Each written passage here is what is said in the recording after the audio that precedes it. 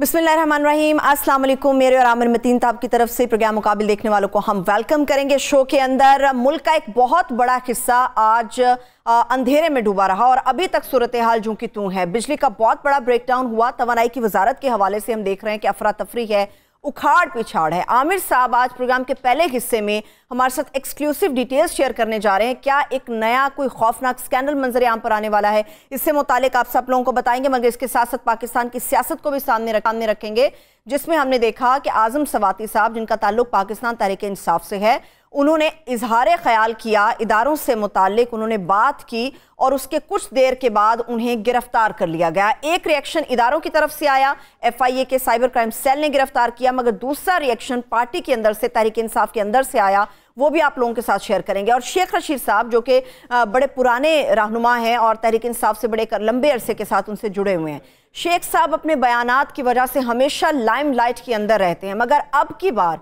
इमरान खान साहब को जितने खौफनाक और ख़तरनाक मशवरे शेख रशीद साहब दे रहे हैं, क्या इमरान खान साहब उन पर उसी तरह से अमल करेंगे या उनकी हिकमत अमली मुख्तलिफ हो सकती है? आज प्रोग्राम के मुकम्मल डिटेल आपके साथ हम शेयर करेंगे, सियासी लिहाज से भी। मगर सबसे पहले आमिर साहब, ये हुआ क्या? ये इतना ब्रेकडाउन, तासुर तो ये कि फ़नी खराबी हुई है, आपके पास डिटेल्स क्या हैं? ये डिटेल्स में आपको बड़े खौफनाक आज इंकशाफात करूँगा कि पाकिस्तान का सबसे बड़ा मसला जो है वो बिजली, गैस और पेट्रोल है, और ये तवानाई से रिलेटेड है। और तवानाई जो है वो पाकिस्तान की सारी इकॉनमी इसके इर्द गिर्द है, आम आदमी की ज़िंदगी भी और कारोबारी ज़िंदगी भी।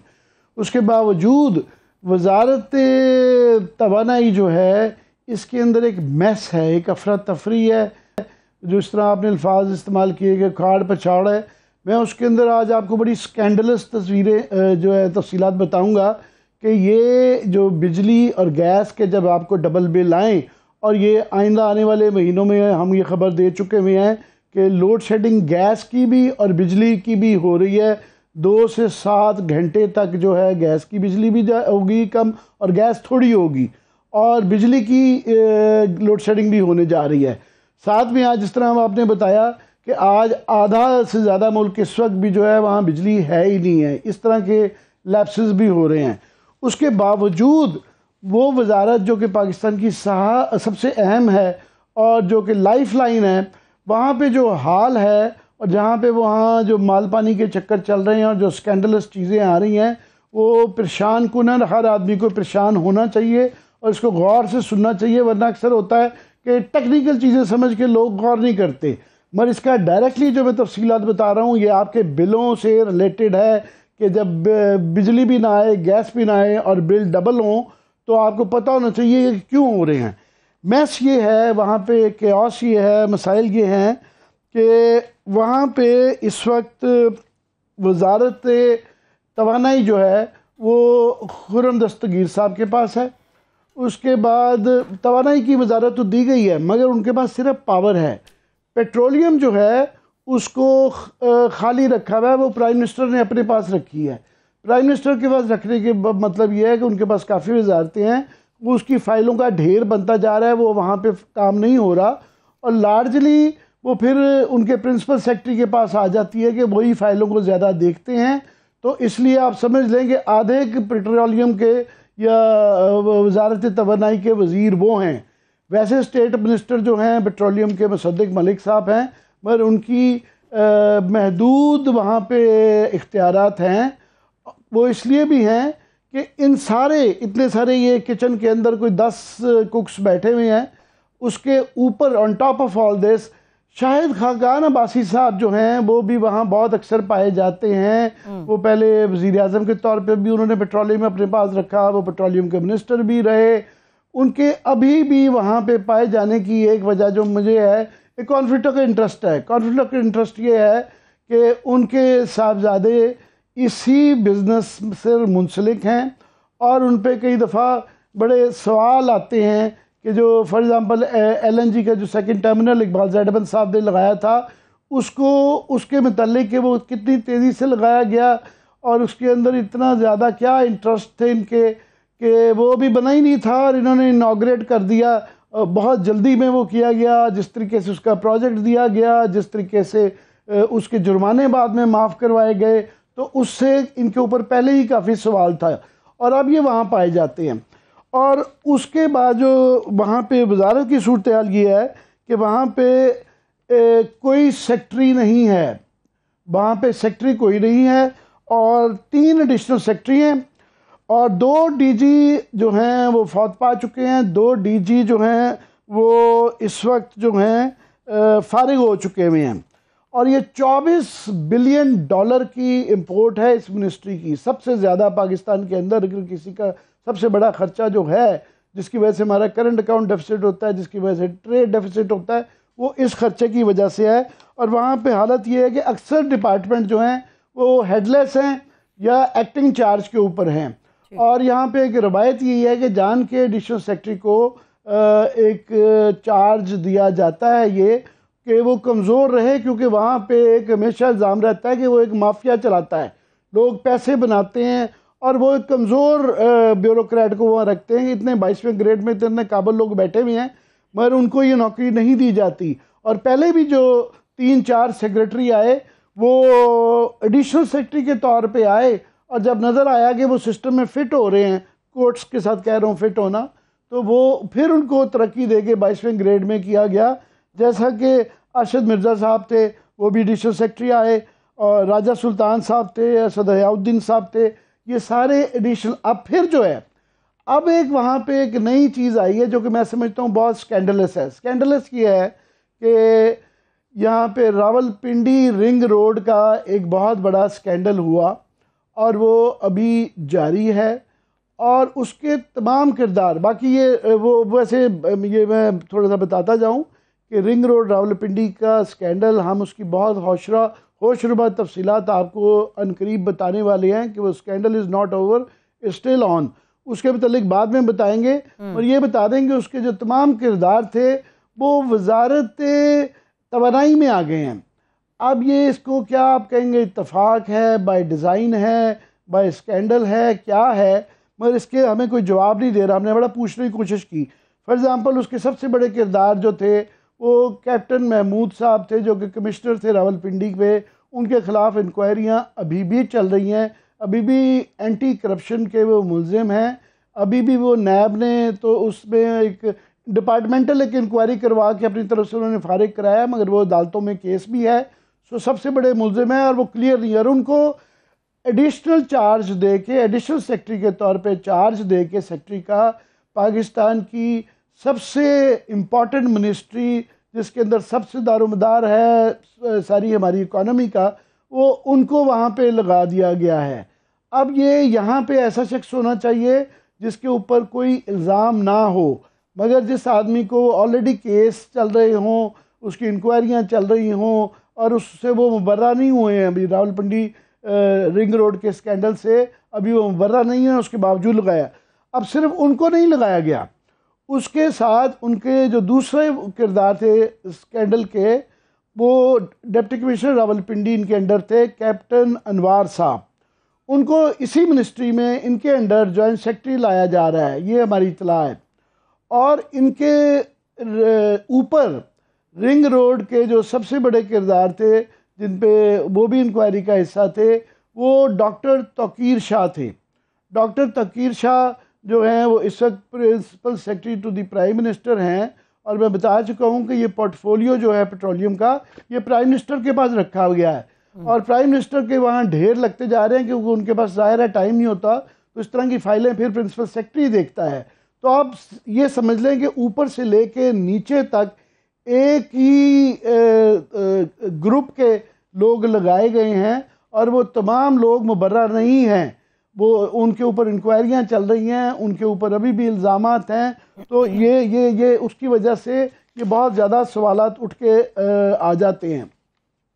वही बात है आमिर साहब, आपका तजिया सुन के ऐसा लग रहा है कि सुनता जा सर धुनता जा। अभी जो आप बात कर रहे हैं कि ये इत्तेफाक है, ये स्कैंडल है कि जितने भी सारे किरदार है रावलपिंडी रिंग रोड की वो पेट्रोलियम मिनिस्ट्री में है। आमिर साहब, आप ब्यूरोक्रेसी के मामलात को अपनी सारी जिंदगी में, आपने सहाफ़ती तजर्बा बहुत ज़्यादा है आपका, ब्यूरोक्रेसी को बड़े करीब से, इनके स्कैंडल्स को आपने देखा है। माजी में कोई ऐसी मिसाल मिलती है कि सारे के सारे किरदार जो इस तरह से मुंसलिक हों वो किसी एक ही मिनिस्ट्री में या किसी एक ही जगह पर उन्हें फिट कर दिया जाए? नहीं, पाकिस्तान तो स्कैंडल से भरा हुआ है, वो बेताशा दफ़ा हो जाता है, मगर ये एक बहुत बड़ा इत्तेफाक है कि एक मुलजमान की एक लंबी फहरिस्त है, वो एक जगह लगाए जाते हैं और वहाँ लगाए जाते हैं। इस तरह ही है कि जिस तरह दूध की राखी के लिए बिल्लों को बिठाना, और इस वक्त इनका स्टेटस कुछ इस किस्म का ही है। तो ये क्वेश्चन आ जाते हैं ये कि हमारे ऐसे लोग उस पर मजबूर हो जाते हैं। और ये वो मिनिस्ट्री है जिसके अंदर आपको अपने मोस्ट एफिशिएंट और मोस्ट ऑनेस्ट विद इंटेग्रिटी, जिनकी शोहरत बहुत अच्छी हो, उनको लगाना चाहिए। और वो इसलिए भी कि आप देखें, एक और मैं सच लोगों की परेशानी शायद इससे बढ़ जाएगी, मगर ख़बर बताना ज़रूरी है कि हम आपको लोड शेडिंग का बता चुके हैं कि उसके होने जा रही है, कुछ इलाकों में शुरू भी हो गई है, ब्रेक डाउन चल रहा है और लोड शेडिंग आगे बढ़ेगी आने वाले दिनों हफ्तों में। और उसके अलावा इस बात का भी इम्कान है कि तेल की कीमत मज़ीद बढ़ जाए। अभी रिसेंटली थोड़ी सी कम हुई, मगर वो बढ़ने का इसलिए इम्कान है कि इंटरनेशनल मार्केट में वो $95 पे फ़ी बैरल आ गया है, कीमत दोबारा बढ़नी शुरू हो गई है। और इस वक्त दुनिया में, क्योंकि अमेरिकन कोशिश कर रहे थे कि ओपेक कंट्रीज़ को ये कहना, जो तेल की बनाने वाला एक सबसे बड़ा पाकिस्तान दुनिया का ग्रुप है, और उनका और रशिया, ये दो सबसे बड़े प्रोड्यूसर्स हैं तवानाई के, गैस और पेट्रोल के।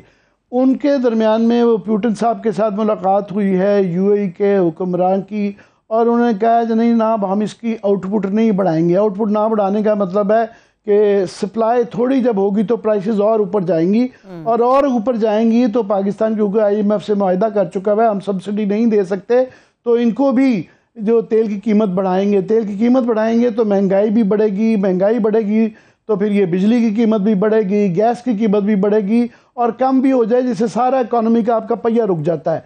और ये बिजली जब नहीं होती उसके बावजूद के बिल ज़्यादा आते हैं। अब हालत ये हो गई है कि खुर्शीद शाह साहब, जो उन जैसा आदमी, वो चीखें उन्होंने मारी हैं कल पार्लियामेंट के अंदर। उनका जनाब मेरा जो है बिल जो था वो 3300 का था, जबकि फ्यूल एडजस्टमेंट चार्जेस जो है ना 2 लाख रुपए के हैं।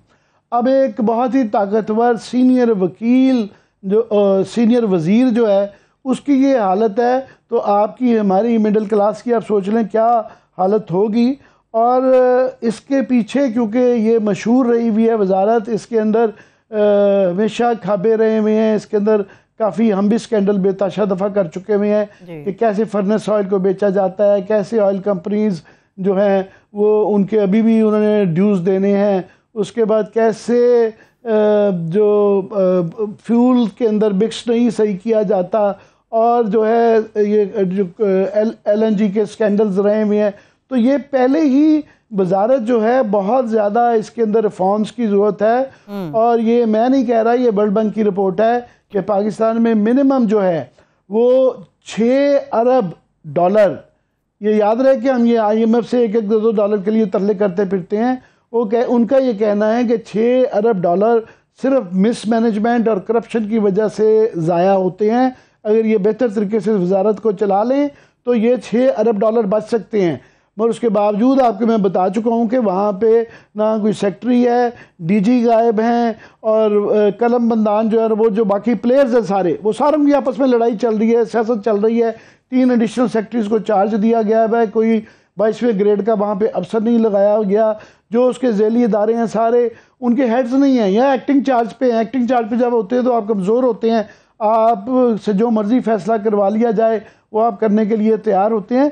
तो वो एक मैस है जिसकी वजह से वो है। और ये सिर्फ आप, मेरा ख्याल आप शायद ब्रेक में मुझसे पूछ रही थी शुरू में कि इसका सोल्यूशन क्या है। बिल्कुल, डेफिनेटली। तो मैं सोल्यूशन जो है वो मेरे पास क्या होना है, जी आमिर साहब जी, सोल्यूशन जो है अब इस सारे मसले के जो है शॉर्ट टर्म पे तो कोई नज़र नहीं आ रहे। कल प्राइम मिनिस्टर गए हुए थे और उन्होंने थर में एकदम कहा कि ये बहुत क्रिमिनल हरकत है कि देखें हमारे पास अपना कोयला है और हम इसको नहीं किया। तो मेरे दिमाग में आ रहा था, और अभी जो कह रहे हैं कि अगले साल आएगा तो वो 2600 मेगावाट वो कह रहे हैं शायद बनेगा। तो ये जो थर का कोयला इस्तेमाल नहीं सही तरीके से किया गया 20-30 साल में, तो वही लोग जिम्मेदार हैं जो हुकूमत में थे, और वो अल्हम्दुलिल्लाह या पीपल्स पार्टी थी या नून लीग थी। अपनी ही गलतियों को कि लॉन्ग टर्म में 20-30 साल से वो कह रहे थे इतने सालों से ये बड़ी कोताही हुई है और ये क्रिमिनल है और ये कोताही उन्हीं से हुई है। दूसरा जो फौरी तौर पे हमारे लिए जो नज़र आता है उस पे जो क्वेश्चन है, मैं इस पे बड़ा शोर मचाता रहा हूँ कि दुनिया भर जो है, इंडिया ख़ास तौर पे रशिया से ऑयल और गैस ले रही है, वो बहुत सस्ता देने के लिए तैयार हैं। पहले ये कहा जा रहा था जनाब सैंक्शंस हैं। अभी जब हाल ही में शहबाज शरीफ प्राइम मिनिस्टर साहब रशिया में पुतिन की इनकी मुलाकात हुई कॉन्फ्रेंस में, तो उन्होंने इनको बड़ी फेवरेबल किस्म के रिमार्क्स दिए कि वो मदद करने के लिए तैयार हैं। हाल ही में अमेरिका ने भी ये ऐलान किया है कि वो गरीब ममालिक या वो ज़रूरतमंद ममालिक जिनकी तवानाई की बहुत ज़्यादा ज़रूरत है उन पे हम सेंक्शन शायद नहीं लगाएंगे या नरम सेंक्शन लगाएंगे या बिल्कुल नहीं लगाएंगे।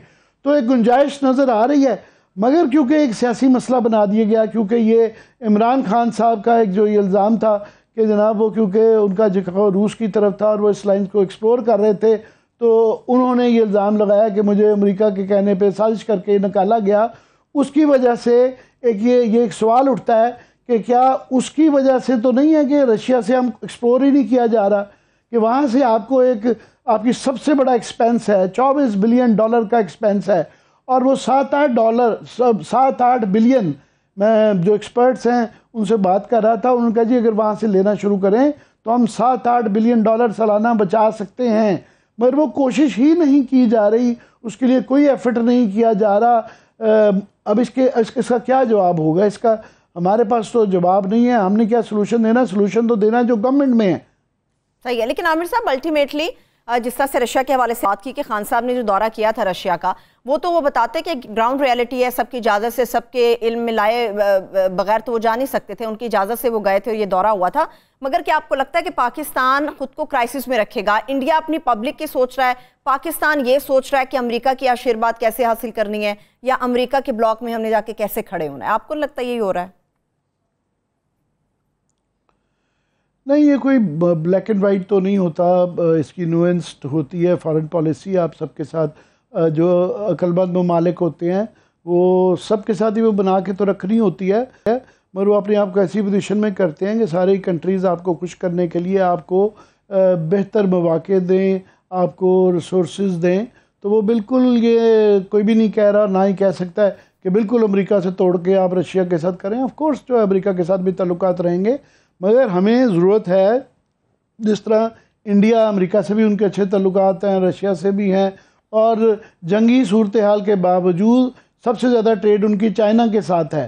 तो हम ठीक है, वो हमारे से ज़्यादा बड़ा मुल्क है, वो आसानी से कर सकते हैं, पर हमारे लिए भी जो गुंजाइश है हमने उसको एक्सरसाइज नहीं किया।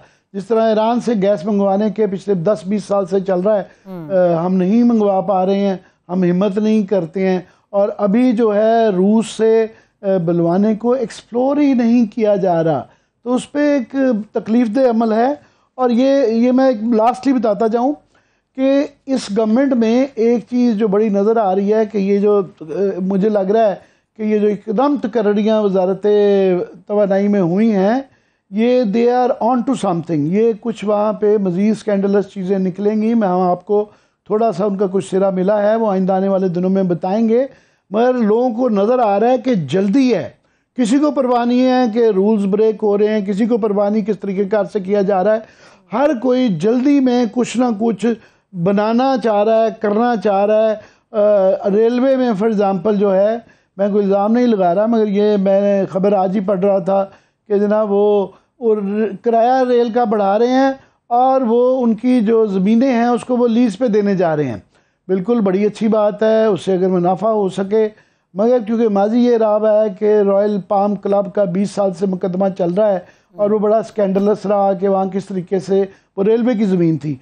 तो हमें नहीं पता है कि ये जल्दी में जो देना चाह रहे हैं, ये इसका तरीक़ाकार क्या होगा, किसको मिलेगी, किन उस पर मिलेगी। ठीक है, मुनाफा आपका बढ़ जाएगा, मगर ये इसको बड़े गौर से, इसके ऊपर बहस बड़ी ज़रूरी है। ये पार्लियामेंट में डिस्कस करें, कमेटियों में डिस्कस करें, हमें भी बताएं कि जनाब ये इसको ट्रांसपेरेंट प्रोसेस को रखा जाए।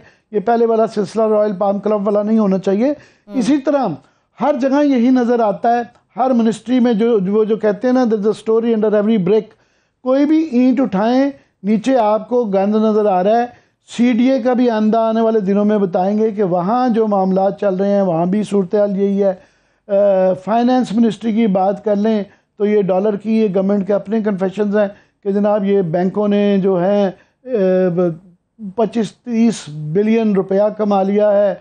और इसाक डार साहब खुद फरमा रहे हैं कि जनाब ये जो 20-25-30 रुपए डॉलर की कीमत गई है, ये स्कैंडलस था, लोगों ने पैसा बनाया है। तो वो गई तो इनकी हुकूमत में ही है ना। ठीक है, वजारत रूट थी, सब कुछ आसान है कि मुफ्ता इस्माइल साहब पे अब डालना, आजकल उन्हीं पे डाला जा रहा है, मगर इंक्वायरी तो करनी पड़ेगी कि ये कौन कर रहा है, क्यों कर रहा है, कैसे कर रहा है। तो सारी वजारतों का यही हाल है। वज़ीर आपने 75 कर लिए हैं, मगर वजारतों का ये हाल है कि मुकाबला सख्त है, वक्त कम है और एक बंदर बांट है जो जिसके पीछे लोग रह रहे हैं कि कम वक्त में ज़्यादा से ज़्यादा कुछ ना कुछ बना लिया जाए। एक ब्रेक ले लेती हूँ, ब्रेक से वापस आके जिस तरह से आमिर साहब इसकी तरफ इशारा किया है, इन्हीं केसेस को लेके शेख साहब भी बड़े ख़तरनाक किस्म के मशवरे दे रहे हैं। इन केसेस की बरियत और मुअज़्ज़ज़ अदलिया के मुअज़्ज़ज़ फ़ैसले, इसके ऊपर बात करेंगे। मगर ये फ़ैसले और मौजूदा करंट सिचुएशन किस तरह से माहौल को हीटअप कर रही है, इसके ऊपर बात करेंगे। हमारे साथ रहिए।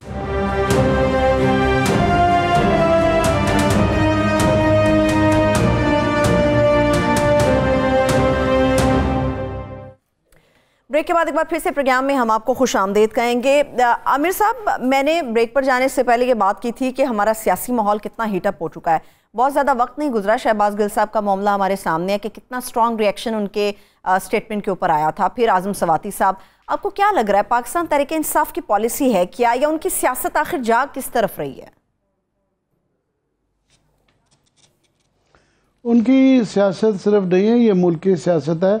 मैं जो ये बार बार दोहरा रहा हूँ कि ये बहुत ज़्यादा डर्टी पॉलिटिक्स हो रही है, मगर इट इज़ गेटिंग डर्टियर। ये गंदी सियासत बहुत ज़्यादा गंदी होती जा रही है और एवरी डे एक नया लेवल आ जाता है। पहले ही एक मुकाबला चला हुआ है फेडरल गवर्नमेंट में और पंजाब गवर्नमेंट के अंदर कि इन्होंने यहाँ पे लोगों को मुकदमात किए हुए हैं। इमरान खान बस सही कह रहे हैं कि उनके ऊपर अभी तमाम कोई मेरा ख्याल है PPC जो पीनल कोड है उसका कोई केस रह नहीं, कोई सेक्शन रह नहीं गई है जो उन पे ना हो। उन पे दहशतगर्दी का भी है, तौहीन अदालत का भी है, बस चोरी डाकू का एक केस रह गया है। मगर बाकी तकरीबन जो है ज़ाहिर है इलेक्शन कमीशन में भी जा रहे हैं, डिस्ट्रिक्ट कोर्ट्स में भी जा रहे हैं, सुप्रीम कोर्ट में भी जा रहे हैं, हाई कोर्ट, 4-5 अदारों में FIA वाले भी उनको बुला रहे हैं। 5 अदालतों में और 10 डिपार्टमेंट्स में उनकी पेशें चल रही हैं। तो वो मेरा ख्याल वो जो उनका था कि मैं रुलाऊंगा, अब वो कोशिश कर रहे हैं इनको रुलाने की। मगर ये मुझे लगता है कि बहुत ज़्यादा एक चीज़ को भूल रहे हैं कि उनके पास भी पूरे जो है ना 2 सूबे और 2 गिलगित बल्तिस्तान और आज़ाद कश्मीर की गवर्नमेंट, 4 गवर्नमेंट्स हैं।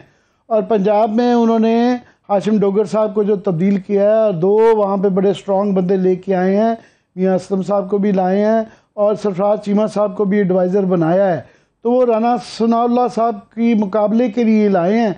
तो वहाँ से पहले ही सिलसिला शुरू हो गया है। उन्होंने जिस तरह FIA यहाँ बुला रही है तो वहाँ पे राना सनाउल्लाह साहब को जैसे एंटी करप्शन वालों ने बुलाया है, तो उन्होंने भी मैंने थोड़ी सी फहरिस्त देखी है, वो दर्जनों में नहीं है, सैकड़ों में है, जिनके ऊपर वो तमाम लोगों को बुलाना शुरू करेंगे और जो नहीं आएगा लाइटली लेगा उसके वारंट गिरफ्तारी जारी हो जाएंगे और उनको पकड़ना शुरू कर दें। दूसरा, उन्होंने तमाम नैब के जो केसेस उन्होंने रद्द कर दिए थे, ये सब मेरे थे ख़त्म हो गए हैं कि ये 50 करोड़ से नीचे हैं, उन सबको उन्होंने खोल लिया है। सो ये आप देख लें, ये हज़ारों तक तादाद चली जाएगी मुल्ज़मान की और ये पंजाब पुलिस डील करेगी। सो ये बहुत ज़्यादा मकरू होता जा रहा है। दूसरा, आज का ताज़ा वाक़या आज़म सवाती साहब को कि उनको पहले गिरफ़्तार किया गया, फिर एलिजिडली उनके ऊपर मेरा नहीं है इल्ज़ाम, ये शहबाज गिल साहब ने कहा है कि उनको नंगा करके पीटा गया और फिर बाकी लोगों ने भी ये कहा, इमरान खान साहब ने भी यही कहा है कि ये जुल्म की बहुत ज़्यादा बड़ी सख्त उनकी, आज मैं देख रहा था ट्वीट थी कि ये 2 ट्वीट्स थी कि ये आप ज़ोर से इज़्ज़त नहीं करा सकते, आप डरा के इज़्ज़त नहीं करा सकते। अगर आपने कोई उसके ख़िलाफ़ एक्शन करना था तो कर लेना चाहिए था लीगल। मगर एक बार हालांकि हम उनके बड़े नाकिद रहे हैं, उनका कोई माजी इतना दरख्शा नहीं रहा हुआ, वो खुद गरीब लोगों पे जुल्म करते हुए एक दफ़ा पाए गए थे, मुकदमात कर रहे हैं। मैं फिर भी 2 wrongs do not make 1 right। इसकी वजह से ये नहीं कहा जा सकता कि एक बूढ़े शख्स को, उम्र रसीदा हैं वो, उनको स्टेंट 3 पड़े हुए हैं, दिल के मरीज़ हैं, उनको उठा के अगर ये बात सही है कि नंगा करके मारा गया तो ये बहुत बुरी बात है।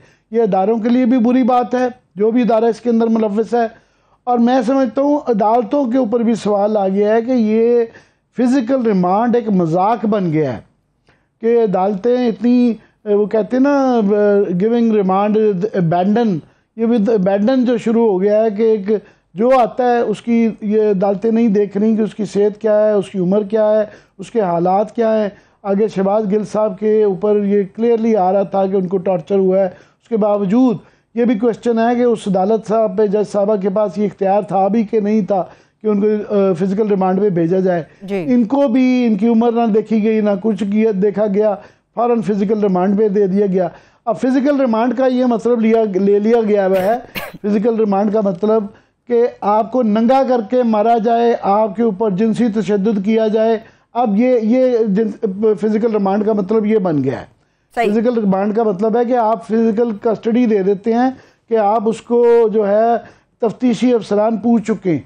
यहाँ ये जो पंजाब पुलिस के जो टैक्टिक्स थे कि छितर मारे जाएं, उल्टा लटकाया जाए, रोलर फेला जाए, नंगा किया जाए और पता नहीं क्या क्या इल्ज़ामात लगते रहे हैं कि ये किया जाता है, तो ये एक बहुत ज़्यादा घिनौना मजाक है और ये बढ़ता जा रहा है। और ये इसके अंदर कोई भी विनर नहीं होगा, चाहे वो पंजाब वाले हैं या वो सेंटर वाले हैं, ये कहना। और ये ख़ास तौर पे ये भी कि ठीक है, कुछ लोगों से अगर वो दूध अपनी क्रॉस भी करते हैं तो लीगल एवेन्यूज़ हैं। ये मैं बाकियों की भी आप देखें, फवाद चौधरी की भी बड़ी सख्त आई है, शहबाज गिल साहब की भी इस पर आई है, काफ़ी लोगों की आई है। मगर सबसे ज़्यादा मैं समझता हूँ सख्त जो ट्वीट्स आई हैं वो शेख रशीद साहब की हैं, जो कि एग ऑन कर रहे हैं, वो इमरान खान से ये कह रहे हैं कि ये आप अब ऐलान कर दें धरने का, ये फाइनल उसकी तरफ लेके जा रहे हैं, सोल्यूशन की तरफ। तो यहाँ पे हम ये बहस कर रहे थे और लोग समझते हैं कि क्योंकि बाई इलेक्शन सर पे आ गए हैं, धरना करना है या बाई इलेक्शन करना है, क्योंकि इमरान खान खुद इलेक्शन लड़ रहे हैं 8 हलकों में, तो उसके बाद वो कहाँ जाएंगे, हलकों में जाएंगे। और वो एक बहुत बड़ा गैम्बल भी है, क्योंकि पीटी अगर एक दो भी हार जाती है तो ये उनकी अपनी सीटें हैं, तो और वो इमरान खान हारेंगे तो ये धचका माना जाएगा, ये उनके लिए सेटबैक होगा, ये एक तासुर देगा कि जो लोग समझ रहे हैं कि इनकी पॉपुलैरिटी ऊपर ही ऊपर जा रही है, वो उठान नहीं है, गिरावट भी उसके अंदर आई है। और ये उन्होंने चुन के कॉन्स्टिट्यूंसीज की हैं जहाँ वो समझते हैं कि ये वल्नरेबल हैं। 4 मर्दान में ख़ास तौर पे वहाँ पे सारी पार्टीज मिल के इनके ख़िलाफ़ करेंगी। उसके बाद और भी 1-2 जगह पे कमज़ोर इनकी पोजीशन है, तो वो पूरा जोर भी लगाया जा रहा है।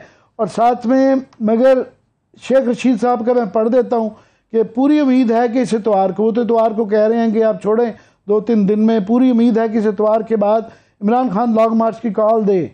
और मैंने आज इमरान खान को जलसे में कहा है कि आर करो या पार करो, अब नहीं तो कभी नहीं, देर ना करो। और जब इंसाफ मर जाता है तो इंतकाम जन्म पाता है। आले शरीफ ने इंसाफ को नीलाम घर में सजा दिया है, हुकूमत ने अपने केसेस ख़त्म करके अपनी सियासी कब्र खोदी है। तो ये जो बहुत ज़्यादा मैं समझता हूँ अपोजिशन भी, गवर्नमेंट भी यही चाहती है कि इनको पुश करके कि ये हवा जो है, ये जो डर है, इस खौफ को ख़त्म किया जाए। क्योंकि बहरहाल एक धरने देने के अंदर एक रिस्क होता है, अगर वो कामयाब नहीं होता तो भी बुरी बात है, क्योंकि लीगल तरीका उसका कोई नहीं है। वो काकड़ मोमेंट क्रिएट करना बड़ा मुश्किल हो जाता है, उसके लिए इस्टेब्लिशमेंट। और क्लियरली फ़िलहाल आज जब तक ये नवंबर का फैसला नहीं होता, इस्टेब्लिशमेंट इस तरह माइल नहीं नज़र आती है कि वो इनको बचाए। जब माइल भी थी रहीम शरीफ के दौर में तो नहीं उतार सकी थी। तो ये तो एक वो है, अगर कामयाब हो जाता है, अगर धरना ज़्यादा, तो कई दफ़ा ये कंट्रोल में नहीं रहता। सो इमरान खान साहब को ये भी देखना है कि कई दफ़ा अब इस तरह के जब आप सरचश्मे फोड़ देते हैं तो वो आपके कंट्रोल में नहीं रहते हैं, फिर वो मॉब्स बन जाते हैं और मॉब्स को कंट्रोल कोई नहीं कर पाता। सो ये बड़ा सोच समझ के ये सारे फैसले करने की ज़रूरत है, क्योंकि उन्होंने, अगर वो समझते हैं कि कभी वज़ीर आज़म दोबारा भी बनना है तो उनके भी स्टेक्स हैं, स्टेक्स सबके हैं। सही है, आप पोलराइजेशन की बात कर रहे हैं, मैं भी ये क्वेश्चन करना चाह रही हूँ आमिर साहब के पॉलिटिकल लीडरशिप का जो फॉलोअर है वो उसके ही दिमाग से और उसकी ही सोच की अक्कासी करता है, वो जो भी एक्ट कर रहा होता है। पाकिस्तान तहरीक इंसाफ ने या मौजूदा गवर्नमेंट ने जितना हीटअप किया हुआ इस पूरी सूरत हाल को, मोहतात रवैया करने की ज़रूरत है, मामलात को ठंडा करने की ज़रूरत है, क्योंकि एक तरफ इस्लामाबाद आने की कॉल यहाँ से आ रही है, दूसरा आपके सामने सवात का मामला है, तीसरा चंद ही दिन है या चंद हफ्ते बाकी हैं नवंबर के अंदर जो अहम अपॉइंटमेंट होने जा रही है। इस सारे माहौल को ठंडा करने की ज़रूरत है, बावजूद इसके कि कोई बड़ा नुकसान हो जाए। नहीं, ये मुझे कोई ठंडा होता हुआ नज़र नहीं आ रहा और ठंडा करने की कोई भी कोशिश नहीं कर रहा। कोई पार्टी, जितनी भी इसके अंदर 3-4 बड़ी पार्टियां हैं, ज़ाहिर है पॉलिटिकल पार्टीज़ हैं, अदारे हैं, किसी की तरफ से ना सिर्फ के कोशिश हो रही है इसको ठंडा करने की कोशिश नहीं हो रही, बल्कि इसको हीट अप करने की हो रहा है।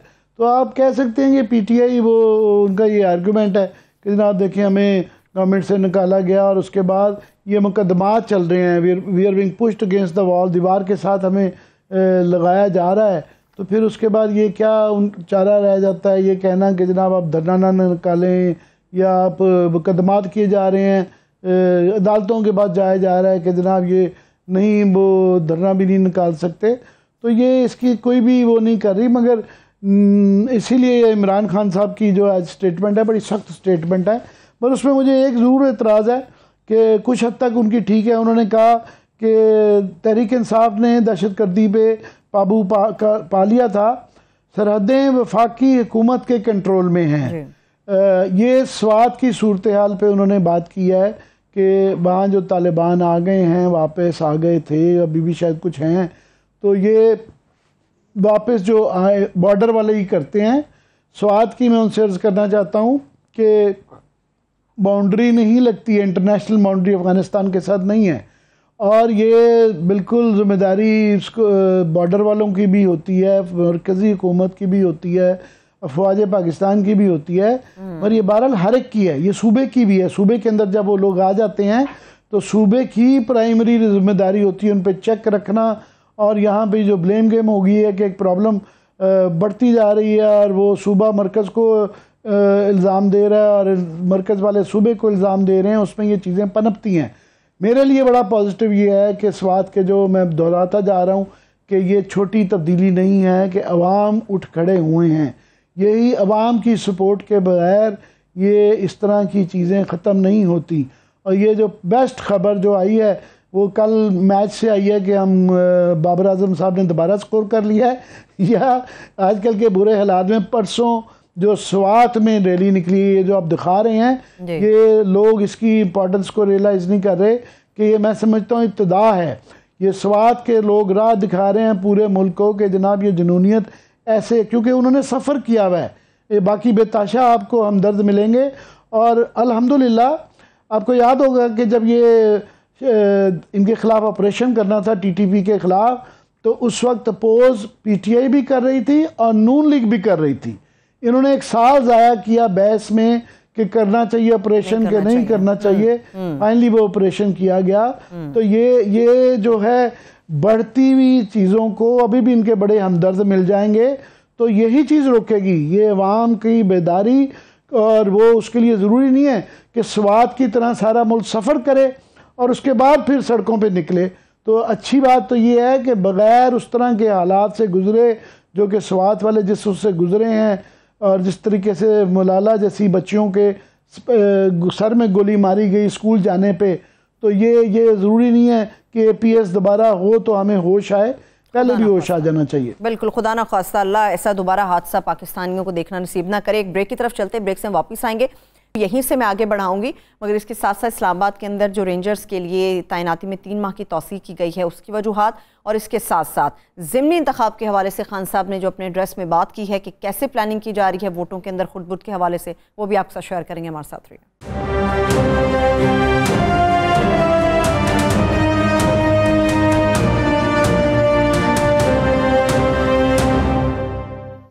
ब्रेक के बाद एक बार फिर से प्रोग्राम में हम आपको खुश आमदेद कहेंगे। आमिर साहब, जिस तरह से मैंने बात की थी, इस्लामाबाद के अंदर जो रेंजर्स की तैनाती है उसमें 3 माह के लिए तौसीह कर दी गई है, मगर यहाँ पे अब 2 मुख्तलिफ सूरत हाल है।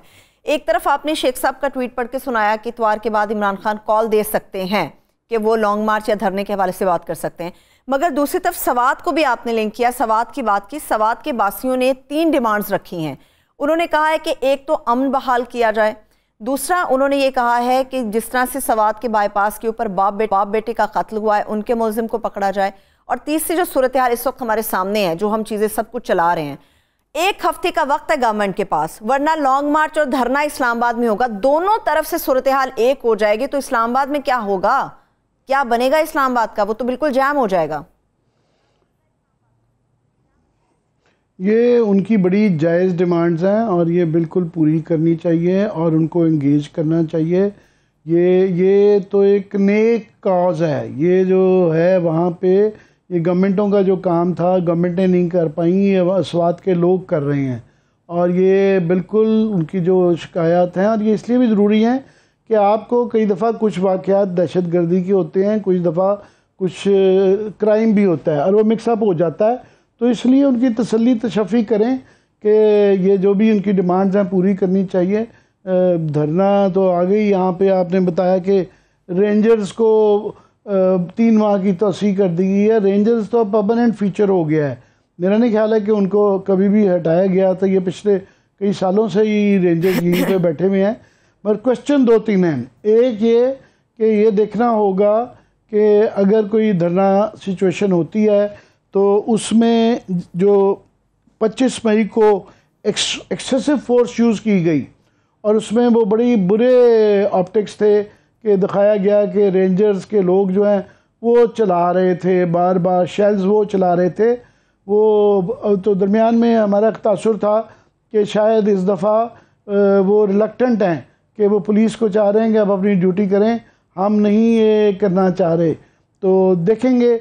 मगर हमें भी ये उम्मीद थी कि वो रेंजर्स एक्सेसिव फोर्स ना यूज़ करें और ये सामने बिल्कुल ना आए, वो सिर्फ सीधा जो बहुत स्ट्रेटेजिक इमारत है उनकी हिफाजत करें, उनका काम पुलिसिंग नहीं है। मगर ये जो स्वाति साहब के साथ हुआ है कल, इसको देखते हुए लगता है कि कुछ भी हो सकता है, यहाँ पे कोई नहीं है।